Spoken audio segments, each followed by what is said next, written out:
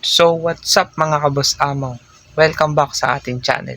So dito nga pala ay nag-upload tayo ng mga video tungkol sa mga motor, sa mga basic troubleshooting at kung ano-ano pa. Pero ngayon mga kaboss amo, sariling motor natin yung ayusin natin. Gawa nga nung tinirik ako ni Hanso nung nakaraan. So si Hanso pala, siya pala yung motor natin, yung Yamaha SA. Ngayon kahit gabi na kaboss amo, try natin silipin. Baka basic lang naman yung naging problema. Dahil kapag ginamit nyo siya mga kaboss amo, mga ilang minuto lang namamatay. Then, bago naman siya tumirik, may mga ilang beses na rin ako na namamatay-matayan ako.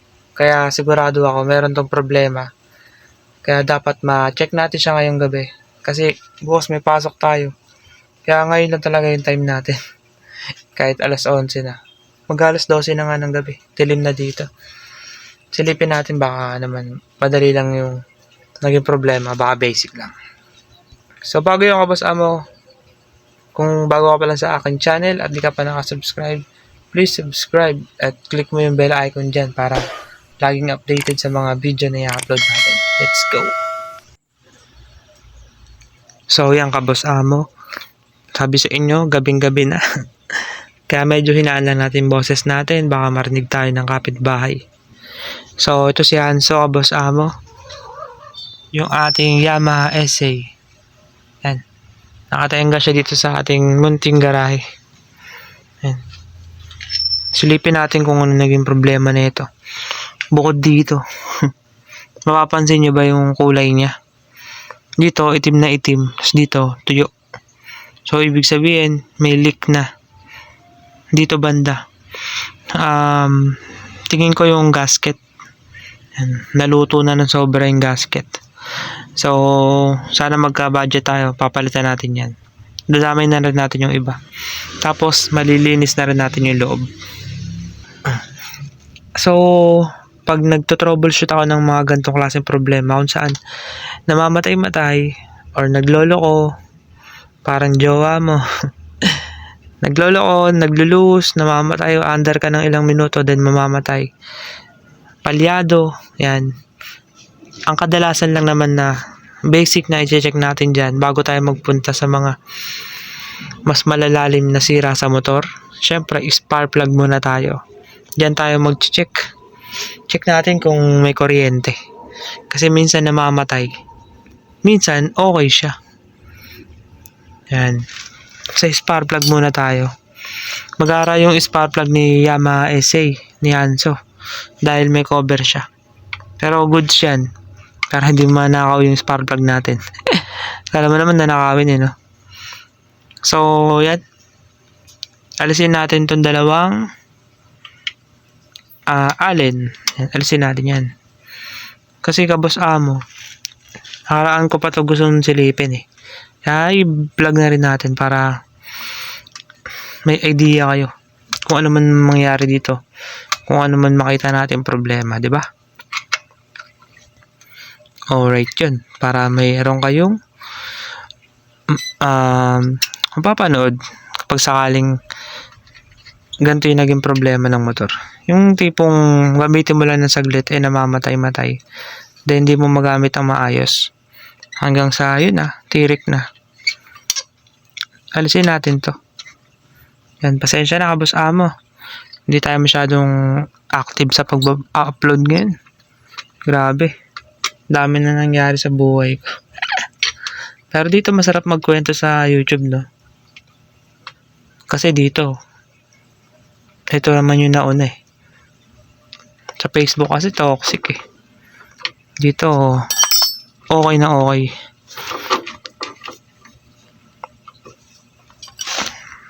Salamat nga pala sa mga subscriber natin na lagi pa rin nanonood mula dati. Nung totoy pa tayo hanggang ngayon. Yan, alisin na natin to. Yan. YRCS. Di ko alam kung anong ibig sabihin yan. Basta cover siya nito. Tapos makikita nyo na yung spark plug. Spark plug cap. Ayan, pahaba yung spark plug cap. Alisin natin. Opya. Nadali na mga kaboss amo. Kaya naman pala. Kaya lang di makita eh.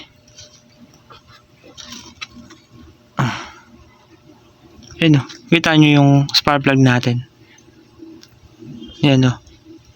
Kaya pala, kaya naman pala ganun yung nangyari sa motor natin. Tignan nyo naman yung spark plug natin. Yan. Natanggal yung pinaka dulo niya. Yung may thread. Yan o. Alis pala. Kaya naman pala naglolo ko itong motor natin. Diba at least nakita natin agad. Hindi na tayo pinahirapan. Ito, alisin natin ang plies.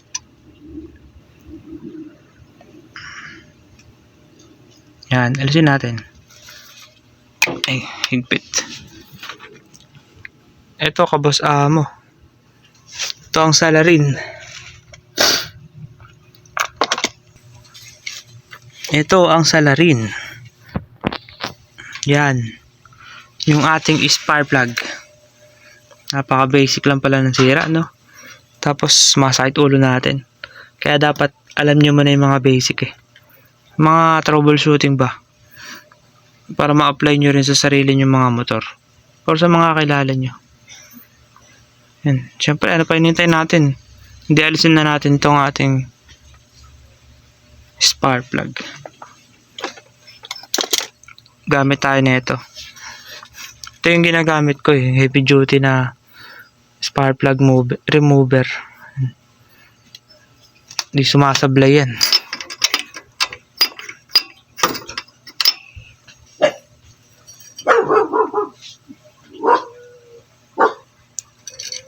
Alright, alisin na natin siya. Yun, maluwag lang.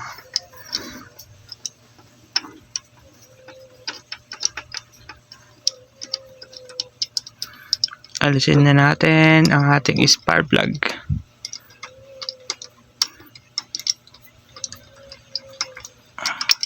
Haba naman nito. Mahaba kasi yung thread nito eh. Kumpara sa iba. Yan o. Yan, naalis na natin. Yan mga kaboss amo. So, bukod sa sira na yung spark plug natin, sunog rin yung ating spark plug eh, no? Yung sunog niya. Itim. So, ibig sabihin, overgas. Pagka ito naman puti, lean naman yun. Sobra-sobra sa gas to. So, ituto na natin yan. Pag may time na tayo. Matrabaho kasi magtono ng carburetor. Trial and error talaga siya. Pero ito, hindi dapat ganito yung sunog. Dapat brown. Dapat brown yan. Para nangangalawang. Pag yan nangangalawang, okay na okay yung tono ng carb. So, yan. Ito yung naging problema. Yan o.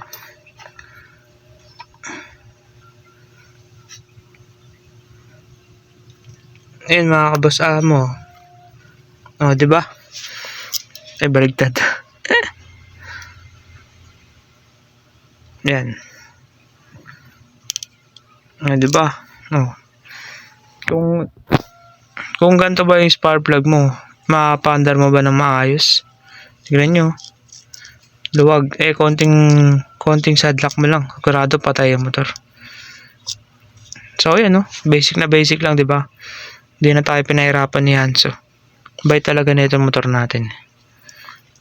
Hanap muna tayo ng ano nito. Baka meron tayo dun sa loob nung spark plug. Yan, kaboss amo, nakahanap tayo. Iridium pa yung nahanap natin. Yan. Parehas naman sila ng code. Itong code na ito, CR8E. Tapos yung luma nating spark plug, itong sira. Ang code naman niya, yan, CPR8E. Tapos may A lang sa dulo. Parehas lang naman sila. Tapos yung thread nila, parehas na parehas din. Yan. Kaya pwede natin salpak to. Tara, salpak natin siya. Kapag salpak na ito, dapat kamayin nyo muna siya. Huwag nyo agad gagamitan ng tools. Yan. Kasi dito maraming nalo-lost thread eh. Mahirap kasi pag naka-lost thread ka dito. Nang una, lalo pag sa customer. Kakaya. Yan, kamayin nyo muna siya. Huwag kayo mag-alala, hindi mapapanis yan. Yan. Tapos, pag naramdaman nyo ng matigas na, yung spark plug, yan. Pag yan, naigpit na, hindi nyo nakaya ng daliri nyo, gamitan nyo na syempre ng tools.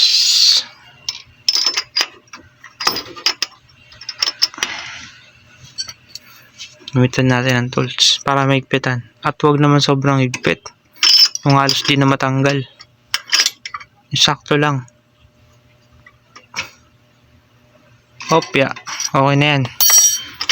Ganun lang. Tapos, salpak na natin to. Yung ating cap. Yun. Yan. Try natin panda rin kahit saglit lang. Kasi madilim, tulog na yung mga kapitbahay. Saglit lang. Kung one click lang siya kasi hirap na ito paanda rin mga kaboss amo. Yan, so binuksan ko na. Yan, binuksan na natin yung motor. Naka-on na siya. Start natin.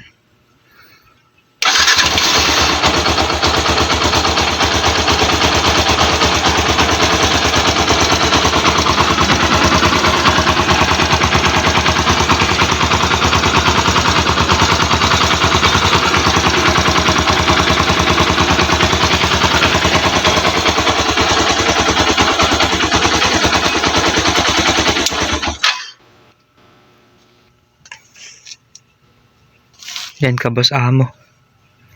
Pinatay ko muna kasi talagang alas 12 na. Tulog na yung mga kapitbahay. Pero yun, okay siya. Isang one click lang. Start na. So yun lang talaga naging problema tingin ko. Ito lang. Spark plug natin.